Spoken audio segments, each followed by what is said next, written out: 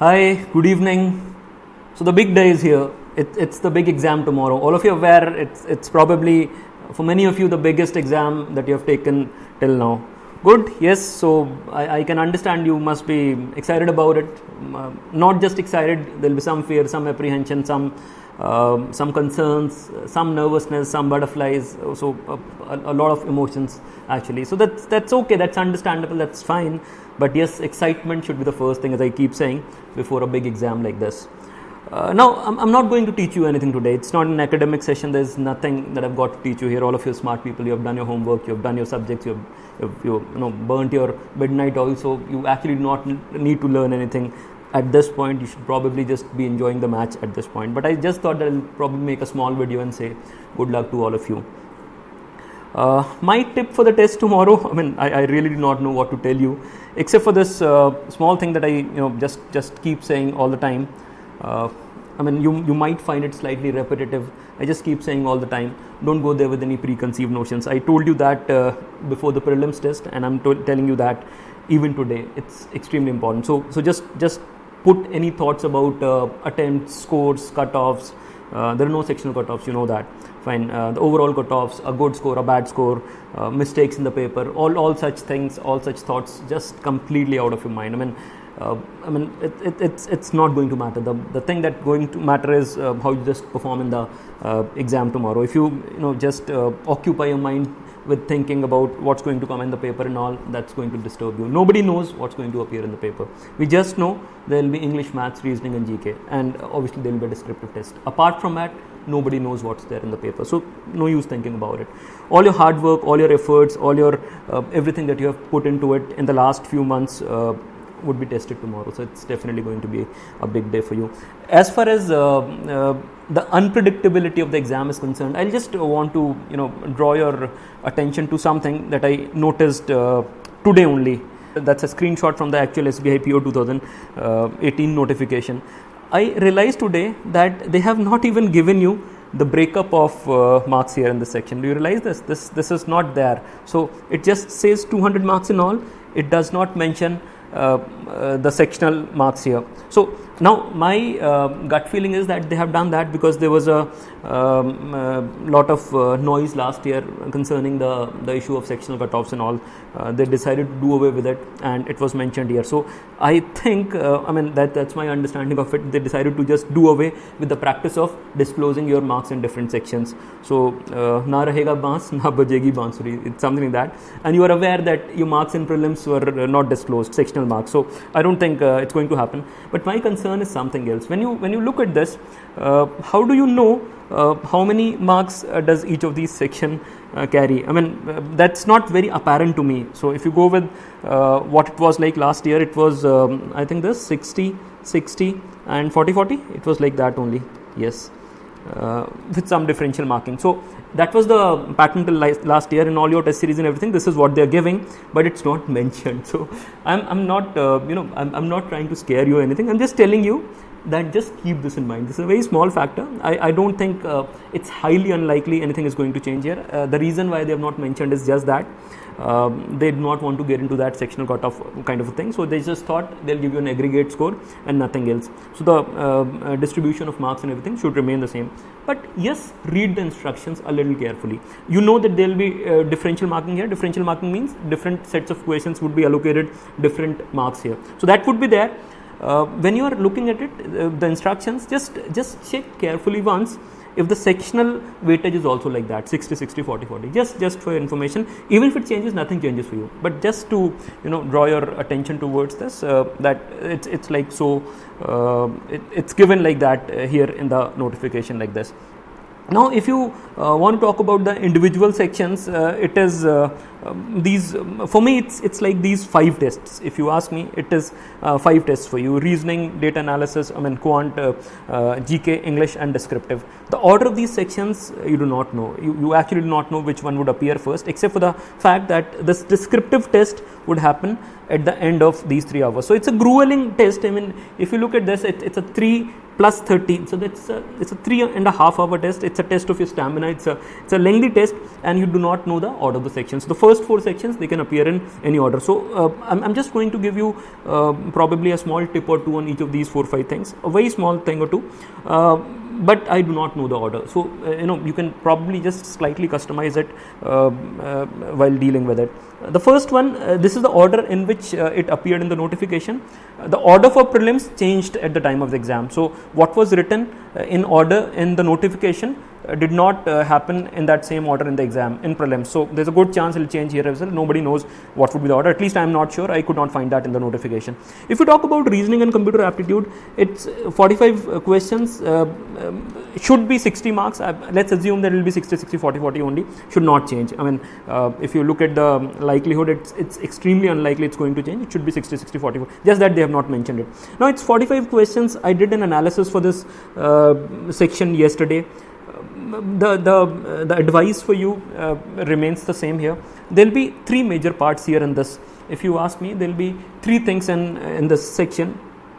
Puzzles is one, 2 would be critical reasoning questions, and 3 would be all those questions related to coding, decoding, machine input output, matrix based pattern, and blood relations, all these kind of questions, maybe something in directions and all. So these are for me 3 broad areas over here. Now you can choose to do whatever you want to do according to your comfort level with different subjects. What does not change here for any of you is that I would not advise you to start with puzzles. That is the only tip from my side. Though if you ask me which are the 2 things that you like in this section, I'll say I like puzzles and critical reasoning. I do not like that pattern matching questions too much. I mean, they give you solid marks, but they are a little boring, so I do not like to do them in general. But had I been taking this test, I would not have gone to the puzzles first, because I know that despite my liking for the puzzles, despite the fact that I think I'm good at puzzles, I might get stuck. So that is something that you need to remember. So you can probably just get started with something else. I mean, I keep giving cricket analogies, so just think of it like that. When you are new to the crease, what do you want?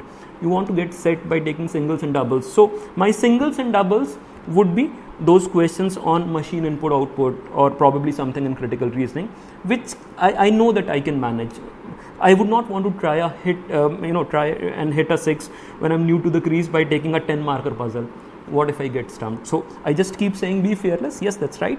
But before that, just make sure that you are a little set over there. You're feeling slightly better. The ball is coming onto the bat, and then you try hitting it out of the ground. So just a small piece of advice for you, though I generally don't prescribe stuff, but this makes a lot of sense. So don't start with something like a puzzle. It might be a little difficult for you in the beginning if you don't get it right. So that is the only thing that I have to tell you in reasoning. And then all those pattern matching questions, input output, coding, decoding, all, they might be boring, but they give you solid marks. So just be a little patient with them. They carry solid marks for you.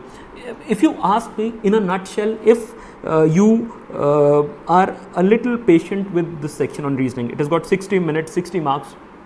Should get a 20-25 easily. Now again, 20-25, I do not want to quote a number. The reason is simple. I don't know what the difficulty level of the paper is, but considering the level that has been coming in all these mock tests of various organizations, I'd say a 25-30 is it's not going anywhere, howsoever tough the test may be. If it's easier, you should probably aim for a higher number. But yes, this is definitely achievable if you handle it carefully. You start with a puzzle, get stuck, waste 15 minutes, it gets very difficult for you. So don't do that to you. A question appears first does not mean that you have to start with that. Remember this, right? The second section would be data analysis and interpretation. This is quant only, not very different. The most important part here, would be arithmetic and data interpretation. Nobody knows what's going to appear, what's the difficulty level of the paper going to be, what exactly is going to happen in terms of those DI sets and all, because when it happened last time for the first time, it was new for everybody. Now you're prepared for it, much better prepared, but still you do not know the filter and everything. We can just assume what it's going to be like, but the question still remains the same. Even if it's a tough paper, unpredictable paper, a new kind of a paper, who is asking you to get a 50 out of 60 or a 60 out of 60? No. I mean, I do not understand when somebody ends up at a single digit score or a 0 in a section like this. You've got 45 minutes, right? You cannot do fast. Okay, I understand. You're not great at it. But if you take let's say a set of 5 questions, a 10 marker, and you spend 30 minutes on it. I'm saying do it in the conventional manner. You do not know shortcuts. You're bad at it. how would you not be able to do that? Make equations, do it the conventional manner. कुछ तो कर पाओगे ना. ऐसा कैसे हो सकता है that after spending 30 minutes on that set, if you know that particular topic, time and work, time, speed, distance, profit, loss, whatever it is, you might not do it fast, but नहीं कर पाओगे. How is this possible? That's not really possible. The problem is that when you look at the questions and they don't seem to be that easy. It seems like it's something new, something difficult. Your brain just stops working. So don't let it happen to you. Fine. So just handle it with a little more composure. Should be okay. If you think it's tough for you, get something. Get 15. Get 10. Get 20. Don't put a lot of pressure on yourself thinking that I have to score in this very, very tough test. No, you don't have to score very highly in that tough test. What you need to get in that tough test is just 10 to 20 marks. Can you get it? Believe me, they'll do the job for you most of the times. Having said that, I'm not saying that that's for everybody. So those people who are good at maths probably can score a 40, 45, depends on the difficulty level. But I'm talking about those people who think I cannot just score in quant. Pick some set, the easiest. Look, you've got 45 minutes for this section. 35 questions. Look at everything. Even if you give it the initial 3-4 minutes, that's okay. After that, whatever time is left, whatever 40 minutes you have, just zero down on those 10-15 questions where you'll give all your time, right? Attempt them. Now, if you have put in some effort into it, you will be able to identify what are my strengths, weaknesses, what is the question like, do I stand a chance of doing it or not? If you attempt the right ones, you will get definitely something in the paper. For the good ones, there is no end. You can, get absolutely any score. This is a highly scoring area for you. The third section here would then be general economy and business awareness. Now, this is one section in which there is no strategy. There are 40 questions. You have to try to do as many of these 40 questions as possible, and you've got a lot of time with you. I mean, there is no dearth of time here. You've got 35 minutes. In fact, one tip for you when it comes to this section, general awareness, is that it's a lengthy test. All of you understand that. So you might find it a little outrageous. 3.5 hours is a long time, a very long time. I just hope that this section happens to appear somewhere in between the test. So it's not the first one. Whenever it happens, you can probably take a short break of 5 to 10 minutes here in the section. 35 minutes is a lot of time to do 40 questions of GK. You need to, take a small break, probably close your eyes, just put your head to rest. Don't think, because I'm telling you this from my personal experience. If I take a test of 2 to 3 hours, I start getting a headache. When you concentrate with that kind of intensity that you're not used to, fine, thinking hard, doing puzzles and all, it starts taking its toll. Fine. So this is one section probably that has been designed with these 35 minutes to give you a small break. So don't spend all those 35 minutes grappling with those 40 questions. You cannot work out GK. Fine. So probably can just spare 5 to 10 minutes easily. Take a break, think about the next section and all, what will you do with that and all, or you can probably just relax, just take a break, close your eyes, just rest, rejuvenate yourself and get prepared for the way going forward. I mean, this is my take on utilizing this 35 minutes. If it works for you, think about that. I think it can work. I would not mind a break like that, because this is a continuous 3.5 hour test. There is no 2-minute break anywhere. So probably this section is going to give you that. Another thing, when it comes to questions on general knowledge, you would invariably be able to eliminate some options at times. 5 options, you will eliminate 2 or 3 options. I would say take your chances after that. The reason is simple. If you do, there are no marks, extra marks for accuracy. I mean, this is true both for this section and English language. There are no extra marks for accuracy. What I mean by this is in logic and quantitative aptitude, they'll mostly be concrete answers. But when it comes to English and general knowledge, there will be questions in which you will be slightly confused between 2 options. Now, if you, let's say, do 15 questions and get all 15 correct, assuming that all the questions carry 1 mark, you will get 15 marks. I would rather say do 25 questions, get 5 or 6 incorrect.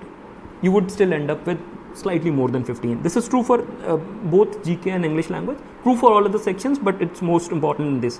So in these 2 sections, you can take your chances. If you're not extremely averse to taking such risks, I would advise go for that. So that's the way you should definitely attempt in general awareness.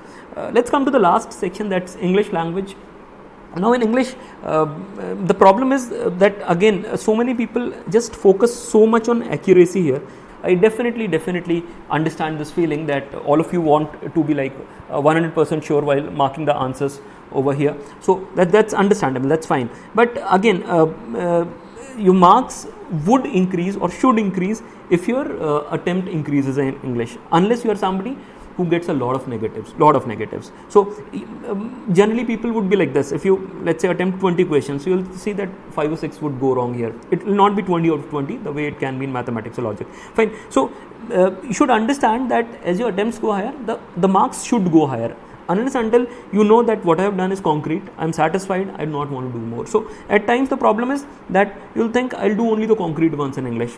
There is hardly anything that's concrete. So don't just end up with 12 attempts saying I did all 12 right. No, yeah, you're not getting any extra marks for accuracy.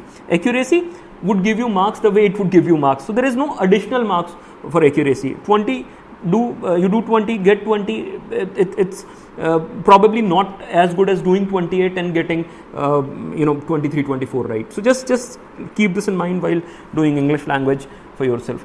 The last thing that I want to talk about would be the descriptive test. Now it's a section that in which you if you have prepared well, you can score very good marks and without giving it too much time. Too much time in the sense, if you can write well, you can manage this. This is a 30-minute section, separate test after the end of it. And there will be 2 tasks, letter writing and essay.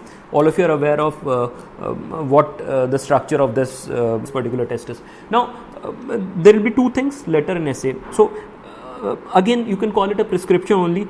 I would want you to write the letter first. The reason is simple. Letter is an easier thing to write. It's definitely the easier thing to write. Essay you'll have to apply yourself a little more. You'll need to structure your thoughts and all. Letter would be easier. In letter also, I would advise you to write the official letter, not the personal one. The reason is simple. In an official letter, the format and everything becomes very important. So probably there will be some marks reserved for the format. So if you're not familiar with the format, find that out now. But get the format right, then there are just 3-4 lines that need to be written in an official letter. In personal letter, since there is hardly anything in terms of salutation, it's all very informal, not much to write over there. So the content becomes a little more important. In an official letter, the good thing would be if you have practiced writing 5, 10, 15 letters, there will invariably be a letter to a bank or something like that. They are all very similar. At times it will be a credit card fraud, at times it will be a problem with your net banking, at times it will be something else, overdraft limit, ye wo. All these things are so similar that you know that you just have to change those 2 or 3 sentences. So it becomes very similar and should be. I just hope that you have practiced enough and you handle it comfortably.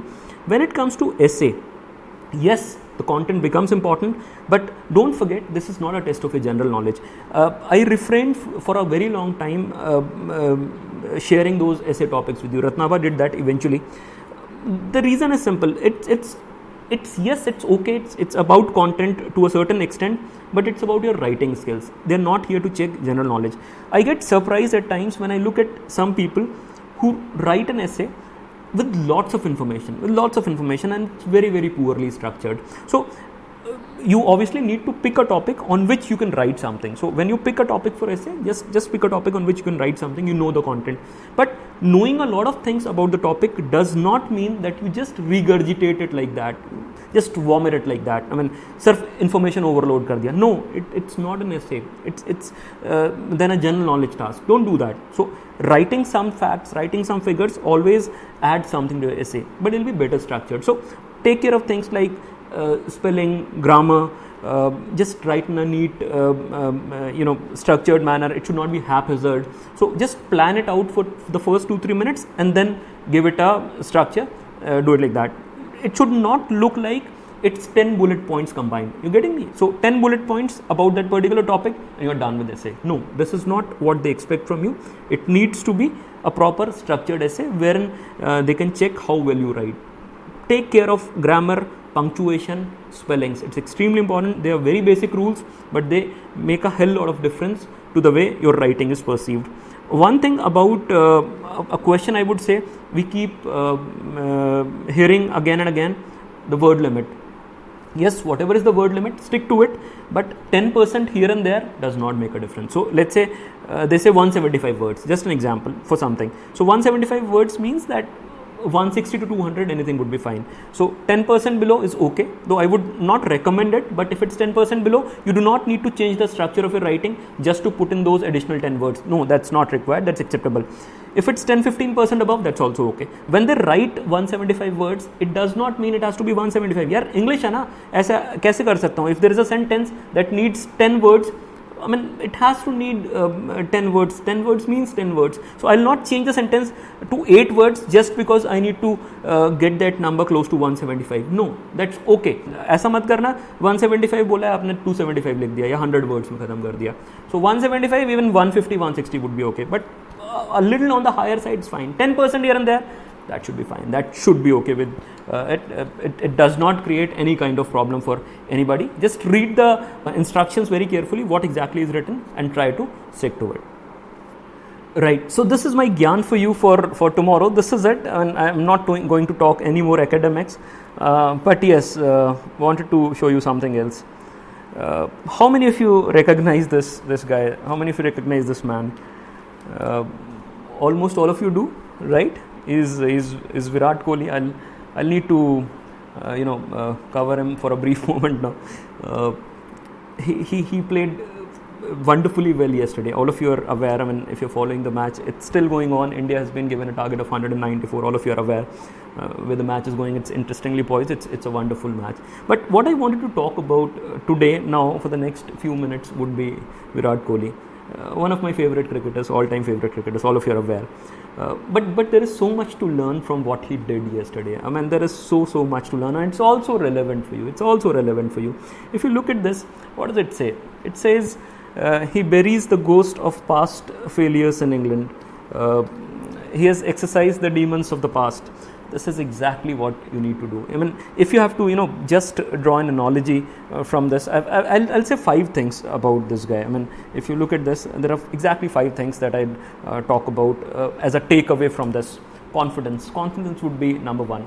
I mean, if you talk about it, where does confidence come from? All of us were expecting him to do well, right? First innings, the total that he had scored in England before that in 10 innings was 134. He scored 149 yesterday. And we are like fairly confident that it's going to do well. He was fairly confident that he was going to do well. How does it come? It comes through a lot of hard work, through the efforts that you have put in, through your perseverance, your belief in your ability. Now, when you have put in all this hard work, what is the reason, or what should be the reason for you to be afraid of an exam? No, it's not there. I mean, he was not afraid of this challenge. We are not afraid of this exam, right? So this is the first thing that you want to take away from Virat Kohli here. Confidence. You go there with a lot of confidence. The second would be determination. I mean, if you look at the way he has been behaving on this tour, he's a guy on a mission. He wants to put this right. He has got a terrible record in England. He wants to set this straight this time. How can this happen? If you want to draw an analogy here, you might have done whatever adventures in your past. Just one success, and everything would seem like history. This is exactly what has happened with Kohli yesterday. It might happen with you tomorrow, or to be precise, on the day of the result. But yes, what you do tomorrow would set it up for you. Fine. So you need to understand that you have to be absolutely determined about doing that. You have worked hard. You are confident about it. You just need some determination to master it. Number 3 would be, if you ask me, grit. It needs a lot of courage to do this. I mean, it's important here. Grit is very important. I mean, if you look at this, I don't know how many of you watched the match yesterday. It was a tough pitch. It actually required a lot of courage to hang in there. He did that. He was not at his best in the beginning. James Anderson was bowling really well. Stokes was bowling well. I just watched the highlights of the match. I could see that, but he just hung in there. He was not looking very good out there. There were a couple of drop chances over there. You know how it went like, but he just hung in over there. You've heard fortune favors the brave. So it happens. So if it's a tough paper, fine. The way it was perceived last year, it was a tough paper. Who succeeded last year? The people who just could hold their nerve, who would understand that these are testing times, they would pass, they'll throw something over here. happen like that. What happened in the match yesterday? He just hung in there. He knew my time would come. Ball would stop swinging. Conditions would get better. The bowlers would get tired. Mind it was a world-class attack. It was a very skilled, very hostile attack backed by a hostile home crowd, a duke ball, over cloudy conditions, overcast conditions. Everything was against them. He just stood his ground. It takes a lot of courage to do that. Grit plays a lot of role, a big role in anything like this. Next would be flexibility. Now, if you look at this whole thing, confidence, determination, grit, flexibility again plays an important role over here. If you watched his innings yesterday, he actually changed his game a lot. I mean, he was not as dominant as we generally see him. The control rate is very low, but it did not ruffled him in any way. He knew that his time is going to come. So that way, looking at the conditions, you change your stuff. So looking at the paper, you would change the way you're going to attempt it. So if it's a green pitch, overcast conditions, a very skilled bowling attack, I would not try to hit the 4s and 6s in the beginning. Then an accident can happen with you, the way it happened with so many Indian batters at the start of the innings yesterday. Fine. So just be a little flexible regarding this whole thing, and it's definitely going to pay you well if you don't go there with a preconceived strategy. Be flexible, play according to the needs of the situation. That's extremely important. And the last would be ruthlessness. If you ask me, that's another trait. I already said that he was like not at his fluent best in the beginning. What he did was he controlled his ego. He checked his shots. He was just trying to be there, just trying to survive, because he know that he has the ability to switch gears. He can be ruthless when there is a need. He did not just score 100. He got a 149. So the message here for you is that when you ask me stuff like kitna lekar aana hai, kitna number lekar aana hai, no, you have to be ruthless. Get as many as you can. Imagine Kohli asking Ravi Shastri, the coach of the team, kitna banana hai. What would he say? 90 banao, 100 banao, 110 banao. Kya bolega? What would he say? He would say, get as many as you can, isn't it? Get as many as you can. That's the message. So why aim 100? Why aim for 100? Aim for 149 at least. Match a Kohli that way. That probably would hold you in good stead going forward when it comes to the cumulative thing. But yes, you have to be ruthless. You have to be ruthless. You're not chasing any cutoff score. No, I would try and get as many as possible. This is exactly the way Kohli would be thinking while going to bat. This is the way you need to think. Exam देने जा रहा हूँ, जितने number ला सकता हूँ उतने लेकर आऊँगा. No, it's good to be reasonable, but it's good to be reasonable, when it's there in front of you. Why go there thinking that I'm going to get a 90 or a 60 or a 75 or a 125? You haven't seen it. The idea is very simple. I have to get as many in this paper, in this test, in this objective, what is it called, phase 2, as is possible. जो भी मेरा limit है मैं उतने number इसके अंदर लेके आऊँगा. This is it, period. You're not thinking of anything else. उसके ऊपर कुछ सोचना ही नहीं है इसमें. So that kind of sums up the importance of Virat Kohli in your life for tomorrow. Confidence, determination, grit, flexibility, ruthlessness. Make the most of your opportunities. He did precisely that yesterday. You need to do it tomorrow. Remember that. And just to the last part of this session now, this is the theme. You didn't come this far to only come this far. I keep saying this. This is the mains exam. Fine, the all important exam. There's an interview after that. All of us understand that. But yes, this is the thing that's going to count. यहाँ तक आए हो, यहाँ से अब fail नहीं होना है यार, बिल्कुल ही नहीं होना है. Virat Kohli worked for you in prelims. He's definitely going to work for you even in the mains exam. Just want it bad enough. I mean, I bred it a long time back in The Alchemist. You want something bad enough, the whole universe conspires to make that thing work for you. I mean, Shahrukh Khan ने भी इसको repeat किया था. किसी चीज़ को बहुत दिल से चाहो तो सारी कायनात आपको उसे मिलाने में साजिश में लग जाती है. Something like that. फाइन. कायनात वायनात आपके साथ है, आई डोंट नो, यूनिवर्स आपके साथ है. आई डोंट नो ये कैसे होता है, कैसे नहीं होता है, but what I can definitely say is that the thought is very comforting. The whole universe is conspiring to make this work for me, and the thought is extremely comforting. So I just love this thought for that. So you've done well, you've worked hard. What's there to fear? Just go there. The future is bright. I mean, future is definitely bright. Don't be afraid. Don't be scared. Just go there with all the confidence. With hope, looking forward to a very bright future with lots of excitement. सब कुछ ठीक हो जाएगा. Everything would be would go well for you. There's nothing that you need to be afraid of at this stage here. Whatever you had to do for the exam, you've already done. Fine. So now results would take care of themselves. Why do you think about the results too much at this stage? Fine. So just go there, take a good night's sleep, make India win the match now. I mean, they're very close to it. So let's just hope that it also happens.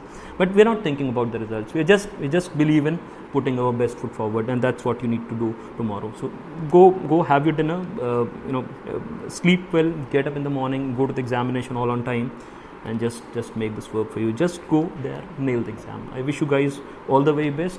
Wish you all the luck. Good luck, all of you.